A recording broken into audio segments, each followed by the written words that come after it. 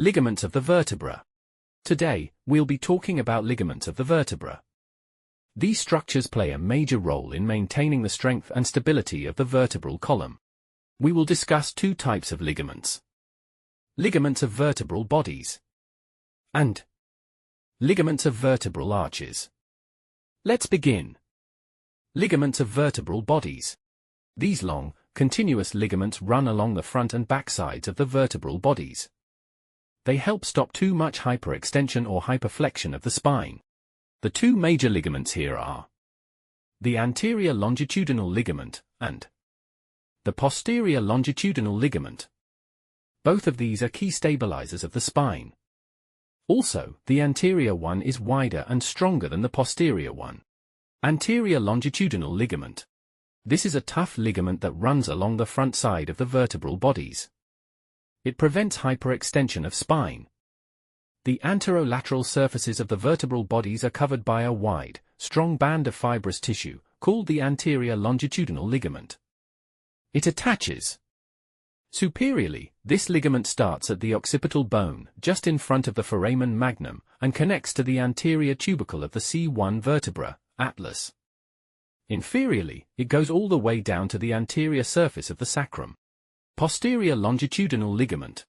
It is found along the posterior side of the vertebral bodies. This ligament helps preventing hyperflexion of spine and reduces the risk of posterior disc herniation. This ligament runs along the posterior surfaces of the vertebral bodies, inside the vertebral canal. Its attachments are: superiorly, it starts from the body of C2 and continues into the skull as the tectorial membrane. Inferiorly, it attaches to the posterior side of the sacrum. Ligaments of vertebral arches. The vertebral arch joints are supported by a group of ligaments that connect different parts of the vertebra. Like the laminae, transverse processes, and spinous processes. These ligaments include ligamenta flava, interspinous ligaments, supraspinous ligament, nuchal ligament, intertransverse ligaments. Let's discuss them in detail. Ligamenta flava. It connects the laminae of adjacent vertebrae, providing support and stability. It extends between the laminae from the C2 level to the sacrum. Ligamenta flava help form the posterior part of the vertebral canal.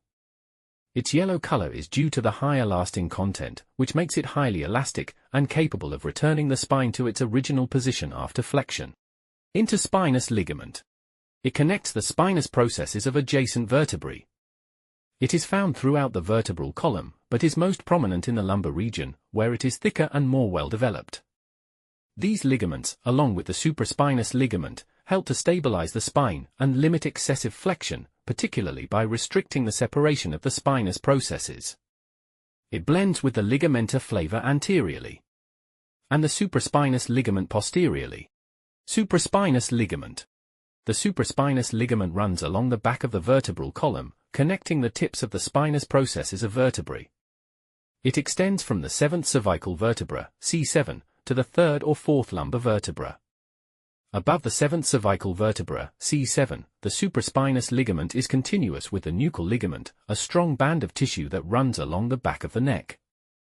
These ligaments, along with the interspinous ligament, help to stabilize the spine and limit excessive flexion, particularly by restricting the separation of the spinous processes. Nuchal ligament. The ligamentum nuchae, also known as the nuchal ligament, is a thick, triangle-shaped, fibrous ligament, located in the back of the neck. It extends from the external occipital protuberance to the spinous process of the C7 vertebra, forming a strong support structure for the head. It is a continuation of the supraspinous ligament in the cervical spine. The nuchal ligament supports the head, preventing excessive forward flexion, and promoting the return of the head to its normal position. Intertransverse ligaments. Intertransverse ligaments are thin, sheet-like connective tissue bands that connect the transverse processes of adjacent vertebrae. They help to prevent excessive lateral flexion, side-to-side bending, and rotation of the spine. These ligaments don't have clearly defined edges and often mix with nearby muscles. In the cervical region, intertransverse ligaments are often replaced by intertransverse muscles. In the thoracic region, they are more developed and blend with the adjacent intertransverse muscles. In the lumbar region, they are thin and membranous. Conclusion.